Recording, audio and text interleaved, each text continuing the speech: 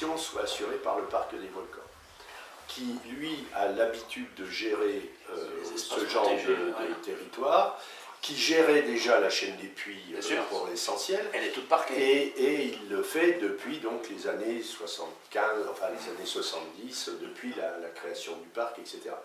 Et qui a une longue pratique de gestion, une longue pratique de dialogue avec les utilisateurs divers et variés de ces différents espaces. Et donc ils étaient évidemment les personnes, la structure la plus à même de le faire. Donc on a toujours travaillé, ils font partie de l'équipe. Hein, bien sûr. Donc on a travaillé avec eux. Donc on est parti là-dessus et évidemment toute leur expérience nous aide à réfléchir aux difficultés. Les atouts, c'est que c'est quelque chose qui est consensuel au premier niveau. Hein. Pour la plupart des gens, tout le monde trouve le projet sympathique. Après, quand on rentre dans le détail, et c'est là qu'on rentre dans les difficultés, c'est que on n'est pas comme dans certains pays ailleurs au monde, on ne va pas déplacer les populations sous prétexte qu'on veut faire inscrire ce domaine. Donc les gens, ils sont là, ils vivent, ils ont leurs besoins, etc.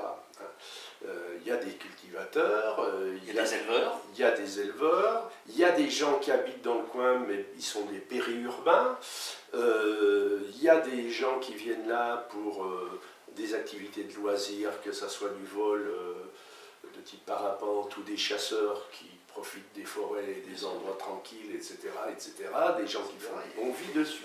Donc il faut que la vie soit toujours possible avec tout ce qui fait de la vie quotidienne telle qu'on est, que ce soit le travail ou les loisirs ou la vie.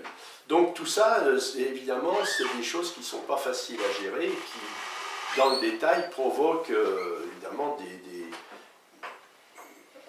des levées de boucliers. Enfin, je veux dire, on rentre en ligne, en contradiction. Une confrontation, quelque part. On ne peut pas amener, donc il y a des choses qui ont défrayé la presse, on amène des milliers de personnes sur des terrains qui sont propriétés privées. Voilà. Donc, et il y en a qui disent, bon, ce sentier, il est à moi et je ne veux pas qu'il y ait plus de 100 personnes par jour. Voilà, oui, encore là, il nous met une limite, mais il y en a qui disent, je veux personne. Donc tout ça, c'est affaire de négociation, etc. Donc, le mauvais côté, il est dans la tâche que ça représente à négocier, à faire des compromis, etc. Hein, c'est le mauvais côté, et puis en même temps c'est le bon côté. Enfin, je veux dire, on montre que c'est une affaire collective. Oui. Mais par exemple, une fréquentation un peu plus abondante du Pariou, on descend au fond du cratère du Pariou aujourd'hui. Bon, si la quantité de gens qui viennent ou qui fréquentent ça pendant l'été est multipliée par 2, 3, 4, 5 ou 10, il est bien certain que ça va nécessiter un certain nombre d'aménagements et qu'on ne pourra pas laisser c'est là que le parc l'organisation des sentiers telle qu'elle est. Et dans le cas que tu cites, le Pariou est aménagé depuis quelques années. Donc il y a eu une démarche du parc avant le projet. Hein, déjà, c'était évident que c'était nécessaire. Donc il y a eu aménagement d'escalier pour monter, aménagement d'une piste pour descendre. Et c'est vrai que là on rentre en contradiction avec ceux qui pensaient que la chaîne, qu'on allait la laisser comme ça, quoi. Oui, qui ressentaient la chaîne des puits comme un espace de liberté, de nature un peu vierge. Enfin, là, ça n'est pas vierge, loin s'en faut, mais qui, pour un urbain, ça changeait de la place de Jaude, on va dire. Donc, ça paraissait un espace de liberté, un espace intouché, enfin de la nature, etc. Et pour l'UNESCO, ces aménagements ne sont pas rédhibitoires. Non, dans ce cas présent, ça fait au contraire, c'est un atout. Ça montre qu'on est capable de gérer, et en particulier de contrôler, enfin c'est un grand mot, mais d'essayer de contrôler les flux supplémentaires ou même les flux actuels. Et ça, c'est évidemment important. Vulcania, où il y a tout ça? Vulcania, alors, il y a un autre aspect de l'ensemble de la chaîne des puits. L'UNESCO, c'est une structure qui défend, qui a été faite pour défendre la paix, promouvoir la paix, mais aussi augmenter la reconnaissance, le développement des sociétés. Ouais. Donc un paramètre très important, c'est la pédagogie. Donc la chaîne des puits, bon, je l'ai évoqué tout à l'heure, par le fait que c'est facile à lire, c'est un outil pédagogique. Alors c'est un mot que certains ressentent de façon un peu agressive, hein, c'est un lieu de découverte, c'est un lieu où on peut découvrir certains aspects de la nature, le fonctionnement de la nature, bon, où on apprend peut-être.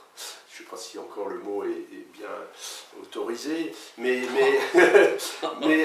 enfin, où on a des choses où on peut découvrir et où c'est organisé pour ça, pour apprendre, etc. Donc la chaîne des puits en elle-même nous offre ce cadre. On a deux structures, enfin trois, il y a le parc des volcans en lui-même, mais on a deux structures visuelles où les gens se retrouvent. C'est Vulcania, qui offre une vue sur le volcanisme mondial qui est faite pour accepter le maximum de monde, etc. Et puis juste en face, on a l'Antégie qui nous offre l'intérieur d'un volcan, en fait de deux, et où là on peut mettre la main dans le moteur en quelque sorte. Donc, qui se complètent, ces deux structures se complètent parfaitement. L'Antégie est, je dirais, la salle de TP, et puis Vulcania offre une vue plus générale sur le volcanisme, une réflexion sur le volcanisme. Ces deux structures qui étaient dans le comité pour l'UNESCO ou qui n'en font pas partie? Ils sont associés, mais ils ne sont pas dans l'équipe. L'équipe, on a des relations... encore qu'il y avait le directeur technique de Vulcania, scientifique de Vulcania, mais il est pris par le temps, etc. À l'université, tu sais bien qu'on a des loisirs. Et donc on peut travailler davantage, et puis on est plus tourné vers la recherche d'informations, etc. Ces deux structures sont... une est privée, c'est l'Antégie. Vulcania n'est pas privée, mais c'est une structure où ils ont... accueillir du public en masse, etc., où il y a un travail quotidien important, donc ils ont peuvent moins sortir du travail en rapport avec Vulcania pour faire des choses à côté, quoi. Enfin, peut-être qu'on le constate, c'est pas qu'ils veulent pas nécessairement, mais ils sont bouffés par le